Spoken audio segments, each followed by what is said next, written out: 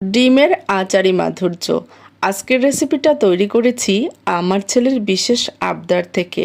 সে বলল, মা আজকে আমাকে ডিম রান্না করে দিবা আচারের মতো করে। তো আজকে আমি ডিমের আচারি মাধুর্য রান্না করার জন্য প্রথমে আমি কুটাবাটা করে সব কিছু গুছিয়ে নেই। তারপর গরম তেলের উপর ডিমগুলো ছেড়ে দেই এবং ডিমগুলো খুব সুন্দর করে সোনালি কালার হয়ে এলে ডিমগুলো নামিয়ে নেই।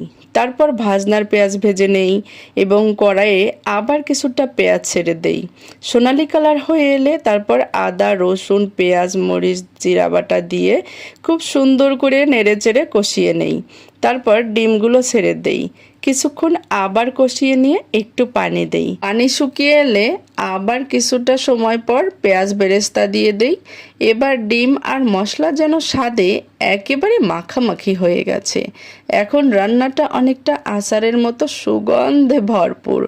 ডিমের এই আচারি মাধুর্য গরম ভাত, খিচুড়ি, পরোটা ও মচমচে মুড়ির সাথে অসাধারণ লাগবে। খুব সহজ উপকরণে তৈরি ডিমের এই আচারি মাধুর্য অর্থাৎ ডিম ভুনা স্বাদে কিন্তু একদম অনন্য।